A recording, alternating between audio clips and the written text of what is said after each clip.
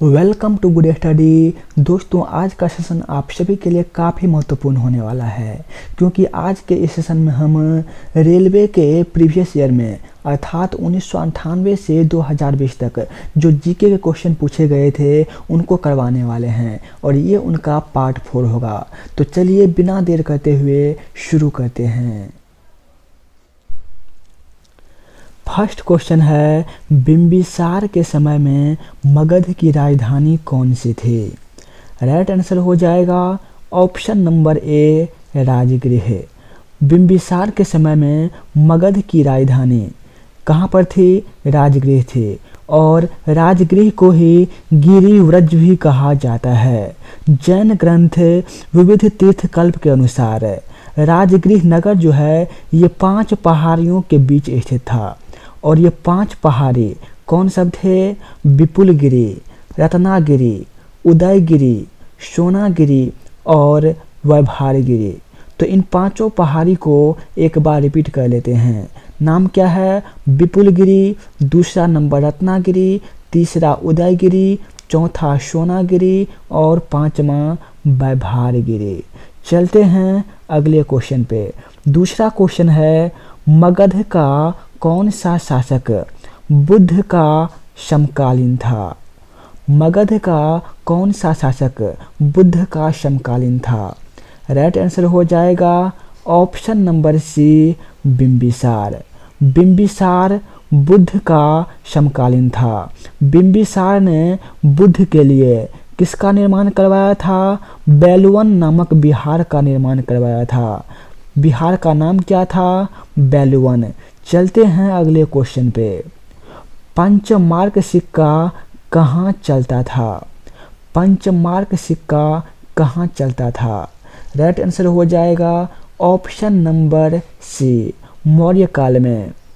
Punch mark सिक्का का जो प्रचलन है ये 6ठी शताब्दी ईसा पूर्व में शुरू हुआ था, लेकिन मौर्य काल में ये सबसे ज़्यादा प्रचलन में था। चलते हैं अगले क्वेश्चन की तरफ। अगला क्वेश्चन है, सिक्कों के अध्ययन को क्या कहते हैं? सिक्कों के अध्ययन को क्या कहते हैं? राइट आंसर हो जाएगा ऑप्शन नंबर सी, न्यूमिस्मैटिक्स। सिक्कों के अध्ययन को न्यूमिस्मैटिक्स कहते हैं। आर्कियोलॉजी, आर्कियोलॉजी का अर्थ क्या होता है? इसके अंतर्गत पुरातात्विक साक्ष्य का अध्ययन किया जाता है। किसका अध्ययन? पुरातात्विक साक्ष्य का। दे रखा है हिस्टोरियोग्राफी, इसके अंतर्गत हिस्ट्री से संबंधित घटनाओं का अध्ययन किया जाता है। और ये दे रखा है एपिग्राफी। एपिग्राफी में अभिलेख का अध्ययन किया जाता है। किसका अध्ययन? अभिलेख का अध्ययन। चलते हैं अगले क्वेश्चन पे। शिशुनाग ने अपनी राजधानी कहाँ बनाई थी? शिशुनाग ने अपनी राजधानी कहाँ पर बनाई थी? राइट आंसर हो जाएगा option number C, Vaishali. Shishunaga ने अपनी राजधानी कहाँ बनाई थी? वैशाली बनाई थी। और कालाशोक, कालाशोक ने अपनी राजधानी कहाँ पर बनाई थी?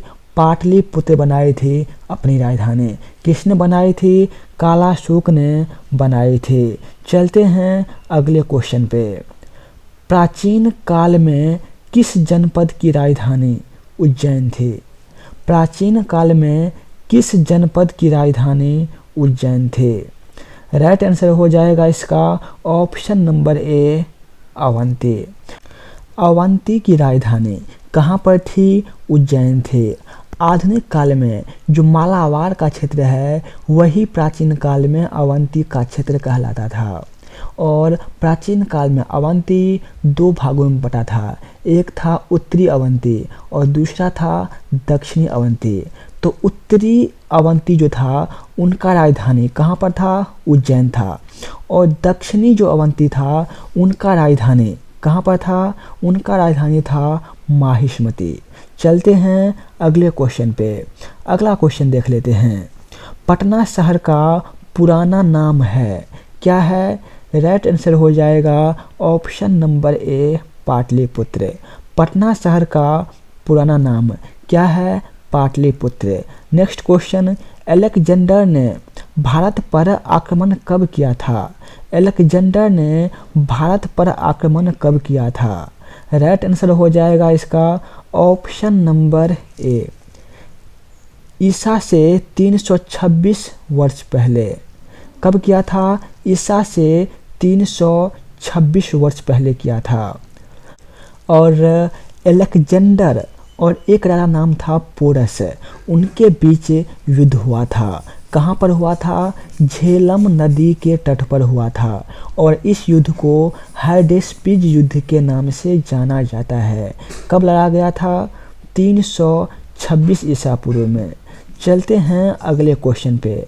अगला क्वेश्चन दे रखा है 326 ईसा पूर्व उत्तर पश्चिम भारत में सिकंदर का अतिक्रमण इनमें से किसके काल में हुआ था? तो राइट आंसर हो जाएगा इसका ऑप्शन नंबर बी, नंदवंश। नंदवंश के संस्थापक कौन थे? महापद्मनंद। और इसके अंतिम राजा कौन थे? धनानंद। इस समय धनानंद ही राज कर रहा था।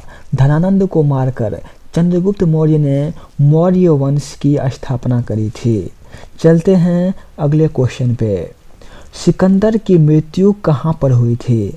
सिकंदर की मृत्यु कहाँ पर हुई थी? राइट आंसर होगा ऑप्शन नंबर सी, बेबीलोन में हुई थी। कहाँ पर? बेबीलोन में हुई थी। सिकंदर का जन्म कब हुआ था? 356 ईसा पूर्व में। सिकंदर के पिता का नाम क्या था? तो पिता का नाम था फिलिप। चलते हैं अगले क्वेश्चन पे। अगला क्वेश्चन, कौन सी नदी सिकंदर महान के भारत आक्रमण की सन्निकट पूर्वी सीमा थी? राइट आंसर हो जाएगा ऑप्शन नंबर सी, ब्यास नदी। जब सिकंदर की सेना ने ब्यास नदी के किनारे आया तो उन्होंने ब्यास नदी को पार करने से इनकार कर दिया और यही उनकी पूर्वी सीमा थी।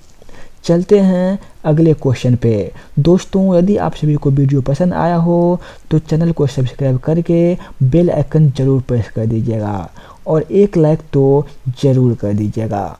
दोस्तों, यदि आप प्रीवियस ईयर के मैथ्स, जीके, रीजनिंग पढ़ना चाहते हैं तो उसका लिंक डिस्क्रिप्शन में दे दिया गया है, तो वहां से आप वो सब भी पढ़ सकते हैं।